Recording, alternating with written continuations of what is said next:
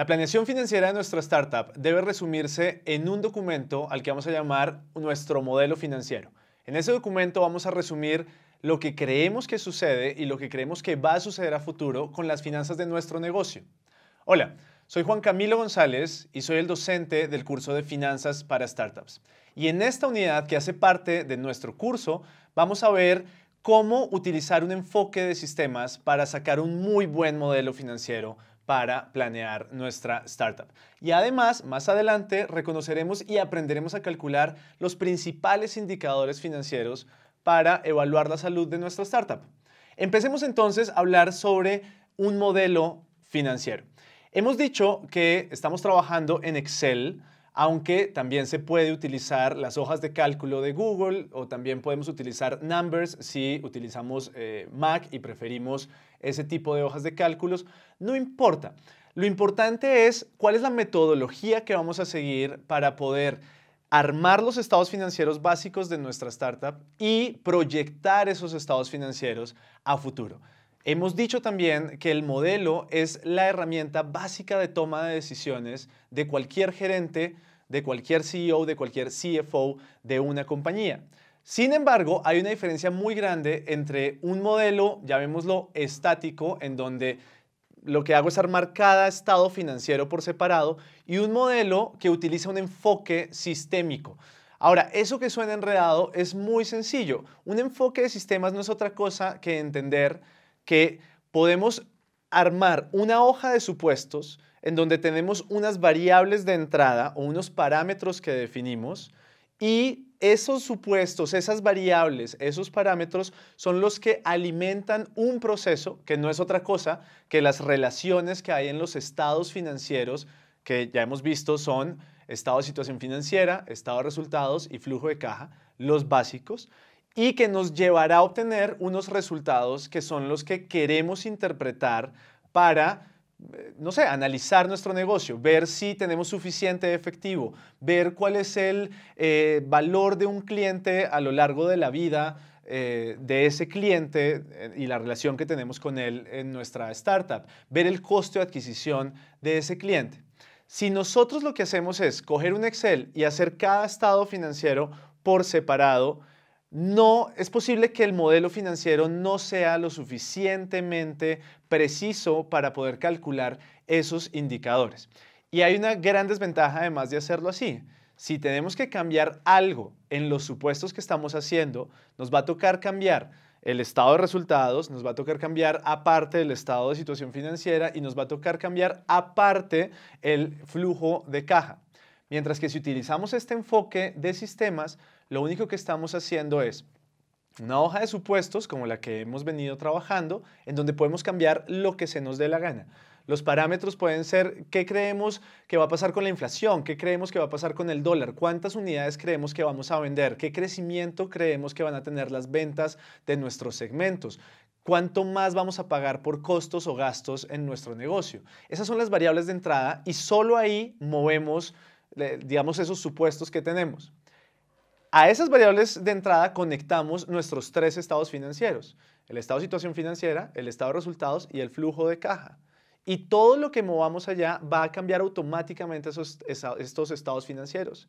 Y después vamos a coger estos estados financieros, que es lo que va a pasar en la siguiente clase, y los vamos a llevar a unos resultados que son unos indicadores clave para definir el éxito de nuestro negocio.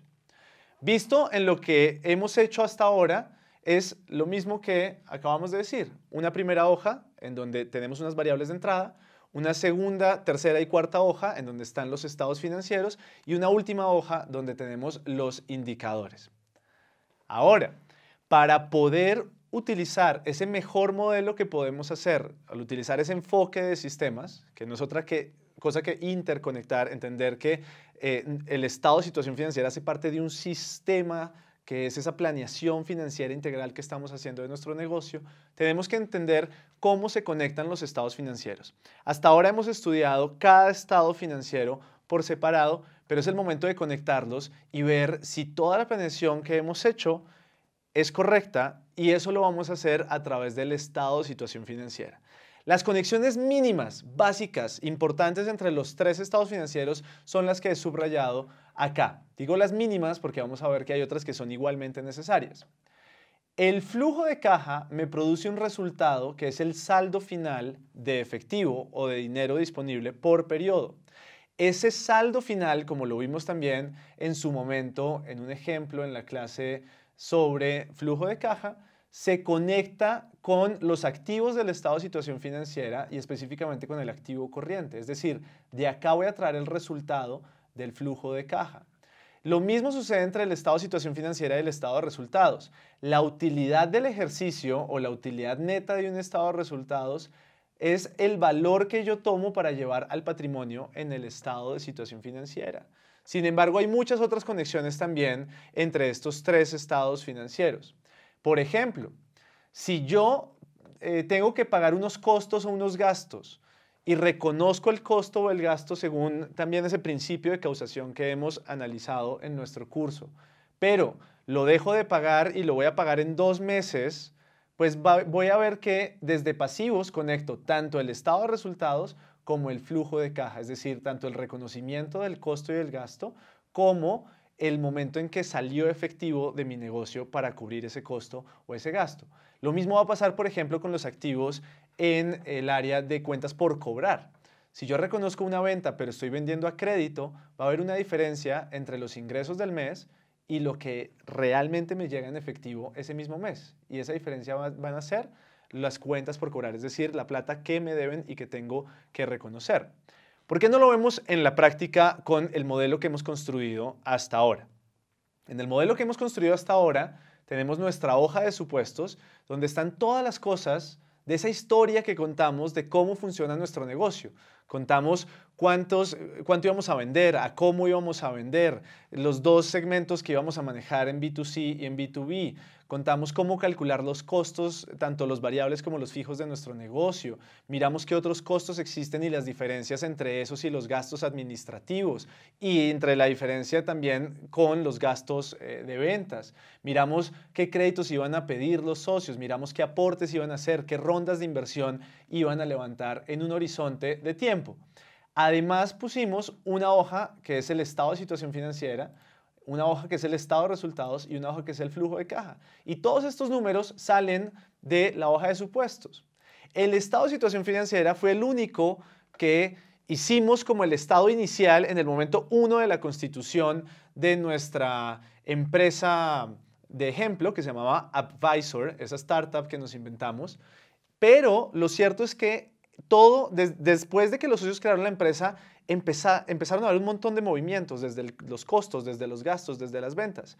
Es hora de conectar todos los estados financieros para demostrar que nuestro estado de situación financiera cuadra, es decir, cumple con esa ecuación fundamental según la cual el total de mis activos tiene que ser igual a la suma de mis pasivos y el patrimonio.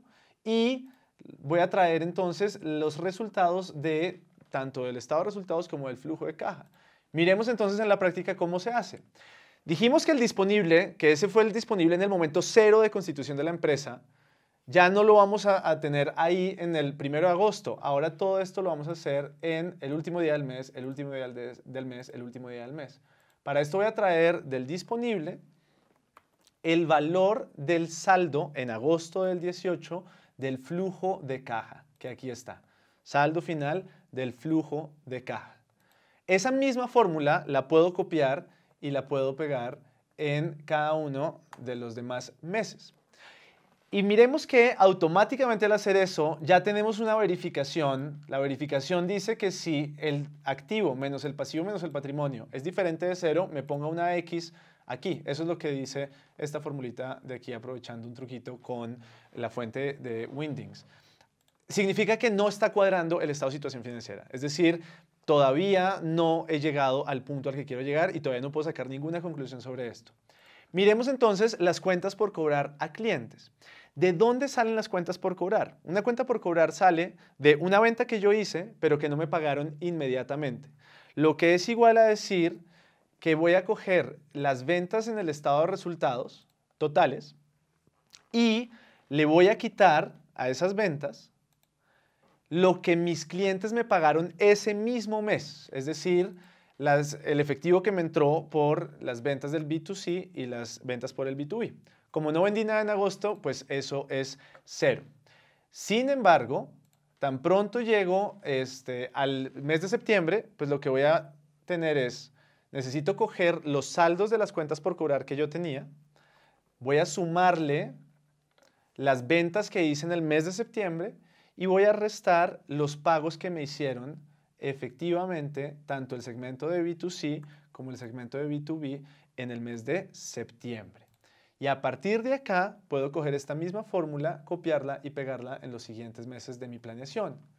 Fíjense que aquí sigue habiendo una X.